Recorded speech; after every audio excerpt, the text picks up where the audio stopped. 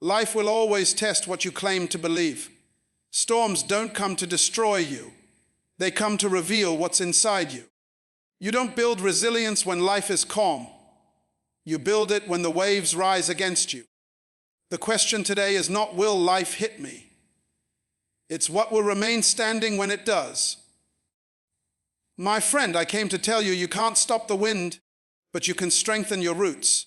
Because a person with emotional resilience and spiritual power cannot be broken. Only refined emotional resilience is not the absence of pain. It's the mastery of reaction. It's the ability to look at the storm and say, you will not define me. You see, in life, pain is not optional, but how you respond to it is. Everybody gets hurt. Everybody faces betrayal. Everybody walks through seasons of loss and confusion. But not everybody learns how to respond in a way that brings growth instead of destruction. When your heart breaks, when your plans fall apart, when the people you trusted let you down, your reaction becomes your greatest weapon or your greatest weakness. You cannot always control what happens around you, but you can always control what happens inside you. That's where true power lies, not in your hands, but in your heart. Because emotional resilience doesn't mean you don't cry, it means you don't quit. It doesn't mean you don't feel pain, it means you don't let pain stop your purpose. The strongest people are not those who never feel weak, they are the ones who feel weak and still choose to move forward. Think about it. When you squeeze an orange, what comes out? Juice. Why? Because that's what's inside it. Likewise, when life squeezes you, what comes out of you reveals who you are becoming. When the pressure rises, some people explode in anger. Others collapse in fear. But those who are rooted in purpose respond with faith. That's emotional mastery. That's strength disguised as stillness. Sometimes the best thing you can do when everything goes wrong is to breathe and say, this will not control me. You might not be able to change what happened, but you can decide what happens next. That's the difference between people who grow through pain and those who get stuck in it. The storm doesn't decide your destiny. Your response does. You see, every emotion is a messenger. Anger tells you something feels unfair.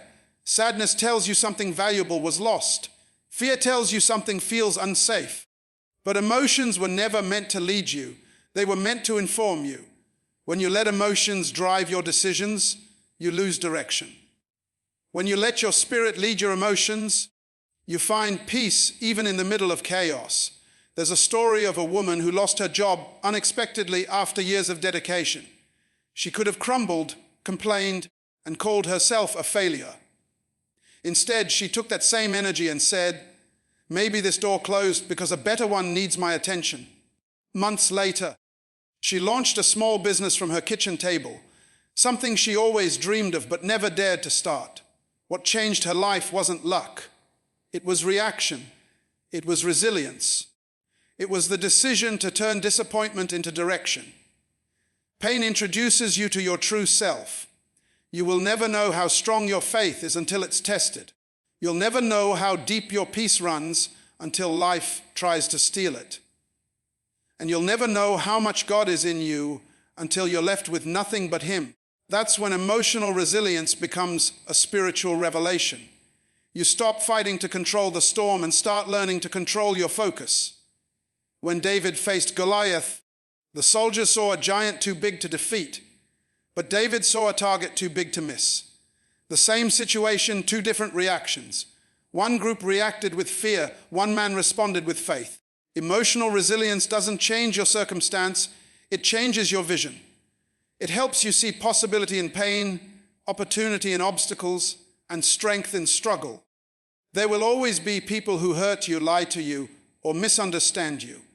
But remember this, their action is their seed, your reaction is your harvest. You can't stop people from planting negativity, but you can choose not to water it. You can't stop betrayal, but you can stop bitterness from taking root. Because bitterness is a prison that locks the door from the inside. Resilience means forgiving, not because they deserve peace, but because you do. Every day, life offers you two options: to react emotionally or respond intentionally. When someone offends you, you can either fight for your pride or protect your peace. When plans fall apart, you can either complain or create a new plan. When fear whispers, "You can't handle this," you can either believe it or reply, "Watch me." That reply, that defiance, that faith under fire, that's the language of resilience. Remember, emotional strength doesn't show up in loud words or perfect smiles. Sometimes it's silent. Sometimes it's the quiet decision to get up one more time, to keep showing love when you feel empty, to keep moving forward when nobody claps for you. That's the unseen power that makes ordinary people extraordinary. A resilient heart knows that peace is not found in perfect circumstances, but in perfect trust. When your soul is anchored, no storm can uproot you. You might bend, but you won't break. You might cry, but you won't collapse.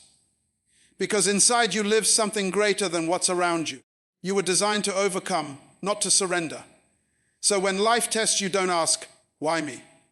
Ask, "What is this teaching me?" Because every problem carries a hidden promotion. Every trial is a training ground for the next season. And every painful moment is a chance to practice emotional maturity, to respond like the person you are becoming, not the person you used to be. Real power is not found in reacting quickly, it's found in responding wisely. The next time someone tries to provoke you, choose peace. The next time fear tries to paralyze you, choose faith. The next time disappointment knocks on your door, greet it with patience. Because life is 10% what happens to you and 90% how you respond to it. Your emotions are real, but they're not always right. They are like waves. They rise, they fall, they crash. But they cannot drown you unless you stop swimming. Keep your head above the water, keep your eyes on your vision, and keep your heart steady under pressure. That's what separates those who merely survive from those who truly rise. Spiritual power is the ability to stay aligned when life shifts. It is the quiet strength that keeps you centered when everything around you is shaking. Anyone can have faith when life is predictable, when the sun is shining, and when every prayer is answered exactly the way you expect. But spiritual power is revealed when the lights go out, when the answers are delayed, when the doors close, and you still whisper, "I trust you, God." That's not weakness. That's spiritual muscle. That's the kind of strength that hell cannot imitate and hardship cannot destroy. You see, storms are not signs of weakness. They are classrooms for the spirit. Every time your plans collapse, heaven is asking, can you still stay aligned?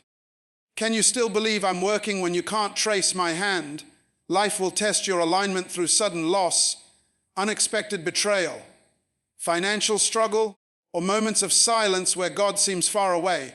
In those moments, your emotions scream for control, your mind begs for answers, but your spirit whispers, "Be still." That's spiritual power, the ability to hold your position when the wind changes direction. Most people want control, not alignment. They want to dictate outcomes, not trust divine timing. But true spiritual power doesn't come from control, it comes from connection. A branch doesn't command the tree to produce fruit. It simply stays connected to the vine. And as long as it remains connected, the life of the tree flows through it effortlessly. That's what Jesus meant when he said, "Abide in me, and you will bear much fruit." Staying aligned means remaining connected even when the flow feels invisible. Think of a compass. No matter how far you turn it, the needle always finds north. That's alignment. When your spirit is anchored in truth, even when life spins you in circles, you always find your direction back to God. That's spiritual power, not the absence of confusion, but the ability to return to clarity again and again.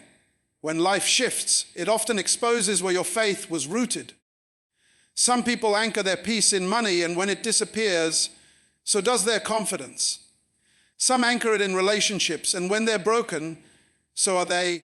But those who anchor their spirit in God can lose everything external and still say, "It is well with my soul."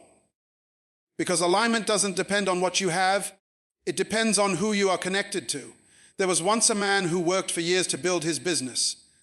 It was his pride, his dream, his life. Then one economic crash wiped it all out. He felt lost, humiliated, and empty.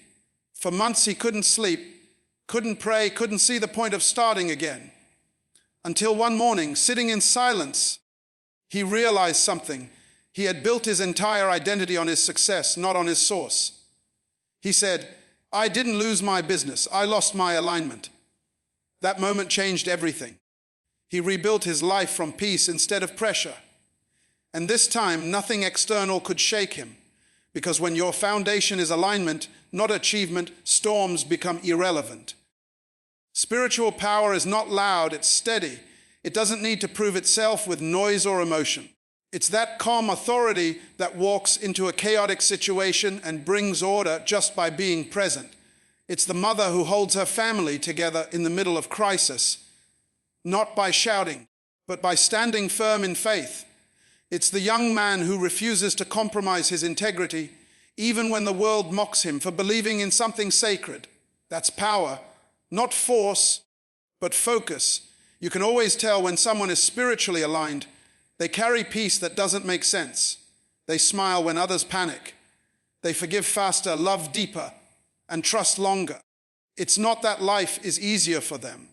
It's that they've discovered the secret peace. Doesn't come from perfect circumstances. It comes from perfect alignment. Life shifts without warning. One moment you're certain of the plan, and the next everything changes. People walk away. Opportunities vanish. Health declines. The ground beneath you starts to move. In those moments, spiritual power whispers, "Don't chase what's moving. Stay grounded in what doesn't change." The presence of God does not move with the season. His word doesn't expire with the weather. So even if everything else collapses, alignment keeps you upright. Think of an airplane flying through turbulence. The pilot doesn't panic. He trusts his instruments. He knows that the shaking is temporary and that altitude is maintained by focus, not fear. Spiritual alignment is the same. The world may shake you, but if your eyes stay fixed on your source, you will pass through turbulence without losing altitude. When you're aligned, peace becomes your default setting. You start realizing that delay is not denial, that silence is not absence, that pain is not punishment, it's preparation. Alignment gives you perspective. It teaches you to interpret pain as purpose, rejection as redirection, and waiting as refining. There's power in stillness. When you learn to be still, you become unshakable.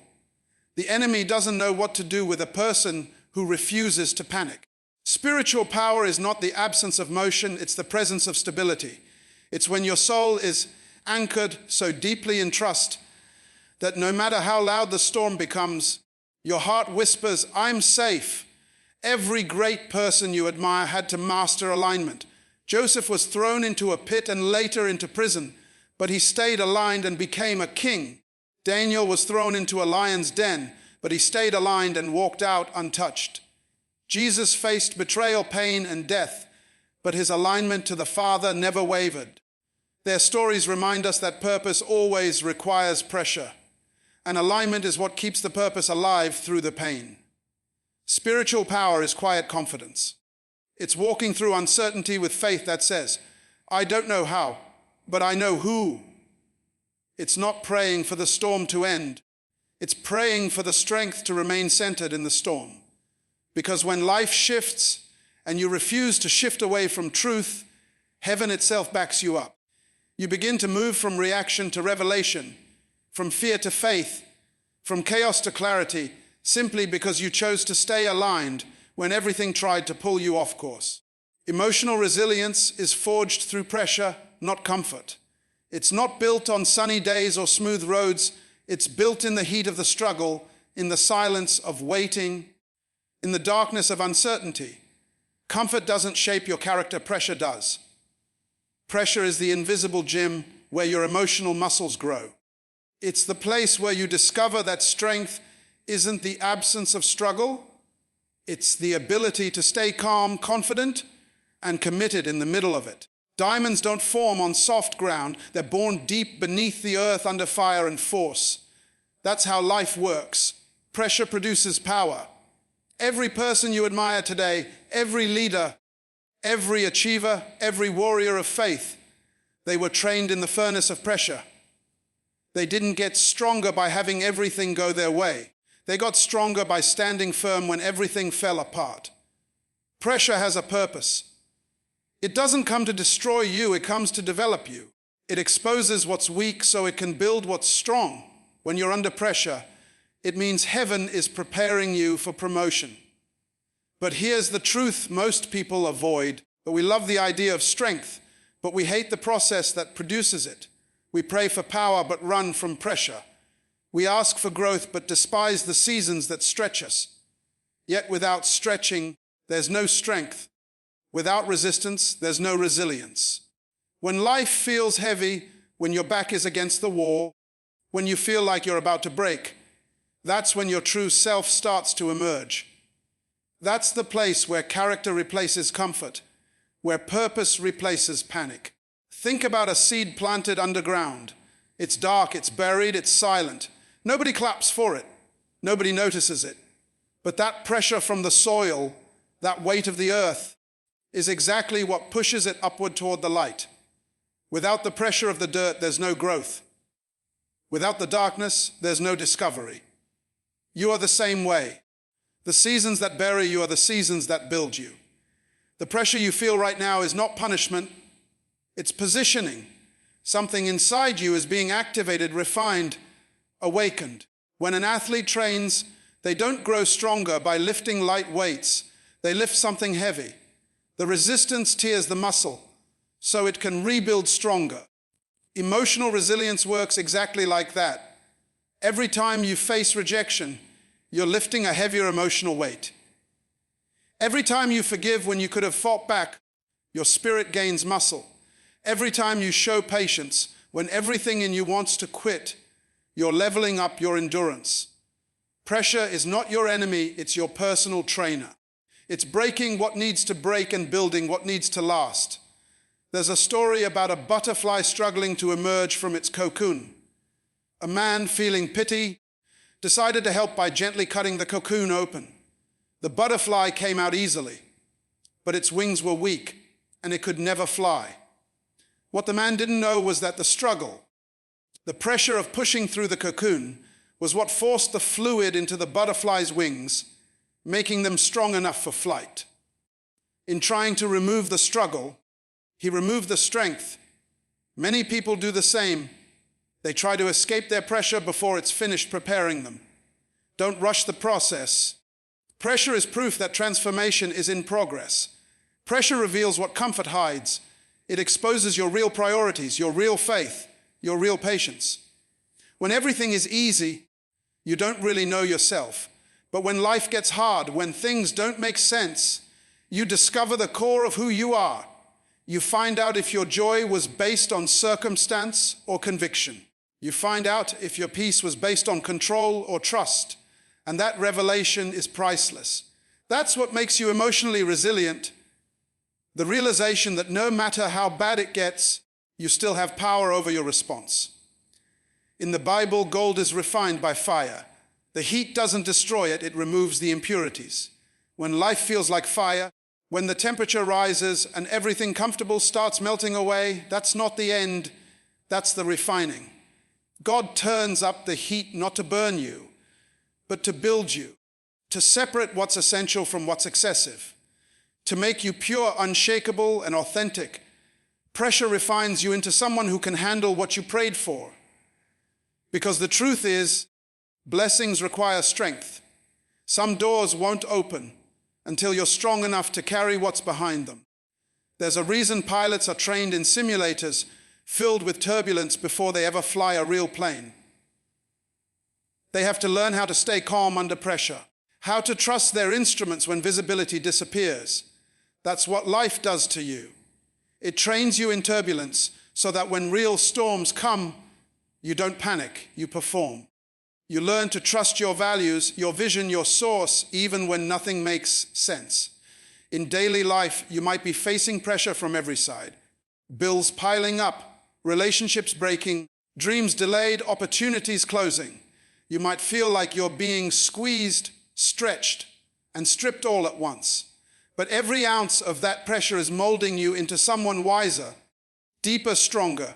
Pressure teaches you empathy. It teaches you patience. It teaches you how to stand when others would fall. It strips away your pride and builds your purpose. When a tea bag is placed in hot water, that's when the flavor comes out. The heat doesn't destroy it, it reveals what's inside. That's what pressure does to you. It brings out your hidden potential, your inner fire, your unseen strength. Comfort would have kept it buried. The heat of life brings it to the surface. The truth is, comfort creates complacency. It makes you soft, predictable, and dependent on ease. But pressure creates excellence. It teaches you that every hardship carries a hidden lesson. Every trial contains a treasure. The pain you feel today is not wasted. It's sculpting you for tomorrow. Every tear is watering the ground of your future. Every sleepless night is building the wisdom for your next breakthrough. Pressure is sacred. It's the hand of God shaping you quietly in the dark, getting you ready for the light. True power is found in surrender. The world has taught us that power means control. Control over people, over outcomes, over circumstances. But real power doesn't come from control. It comes from the courage to let go. To surrender is not weakness. It is not giving up. It is giving over. It is handing the wheel to something greater than yourself and saying, I may not understand where this road leads, but I trust the one guiding me. The ego fights surrender because it wants to be in charge. It wants every answer, every reason, every outcome on its own terms. But spiritual power begins where human control ends. When you release your need to manipulate everything, you make room for miracles. Surrender doesn't mean you stop working or dreaming. It means you stop forcing what isn't meant for you. It's that quiet confidence that says, if this door doesn't open, it's not my door. It's that deep peace that comes when you realize you don't need to chase what's already aligned with your destiny. What belongs to you will find you, not when you grab it, but when you grow into it. When you live from surrender, you no longer fight every battle. You choose your battles with wisdom. You don't respond to everything, you discern what's worth your energy. That's not laziness, that's power disguised as peace. Think about the ocean. The waves never fight the wind. They rise and fall, they move and shift, but they never lose their rhythm. They surrender to the flow, and that's what gives them beauty and strength. The same law applies to life. When you resist what you can't control, you create chaos inside. But when you surrender, you find alignment. You begin to flow with purpose instead of forcing through pressure. That's where peace lives, not in the absence of storms, but in the ability to float through them. There's a story of a man who tried to swim across a river against the current. No matter how strong he was, he kept getting pushed back. Exhausted, he finally stopped fighting and decided to let the current carry him. To his surprise, the water didn't drown him. It carried him exactly where he needed to go. That's the power of surrender. When you stop fighting everything you can't fix, you allow life to guide you toward what's truly meant for you. Surrender doesn't make you passive. It makes you powerful. Because when you stop wasting energy on control, you gain clarity. Your mind becomes sharper. Your emotions become calmer. You stop reacting and start responding. You stop being driven by fear and start being directed by faith. Some of the greatest breakthroughs in life don't come through force. They come through flow. They come when you say, I can't do this alone, but I know I'm not alone. People think surrender means losing your identity, but it's the opposite. It reveals your true identity. When you surrender your ego, your pride, your need to be right, you make space for your higher self to emerge. That's when you start hearing the quiet voice of wisdom inside you. That's when your spirit starts leading your steps instead of your insecurities. Surrender means trading anxiety for assurance, fear for faith, and control for connection. Look at nature. Everything in creation understands surrender. The tree doesn't fight the season. When autumn comes, it lets its leaves fall, trusting that spring will return. The sun doesn't argue with the night, it simply rises again. The flower doesn't force itself to bloom in winter. It waits patiently for its appointed time. That's what surrender looks like, trusting the timing of your life, even when you can't see the full picture. In daily life, surrender might look like walking away from something that drains your soul, even though your pride wants to prove a point. It might mean forgiving someone who never apologized because you value peace more than punishment. It might mean letting go of a dream that no longer fits the person you are becoming, even though it once defined you. These are not losses, they are transformations. Every time you surrender, you trade something temporary for something eternal. There's a kind of strength that only appears when you admit, I can't do this in my own strength. That admission doesn't make you weak. It opens the door for divine power to step in. The moment you surrender your fight to control everything, you invite grace to do what effort never could.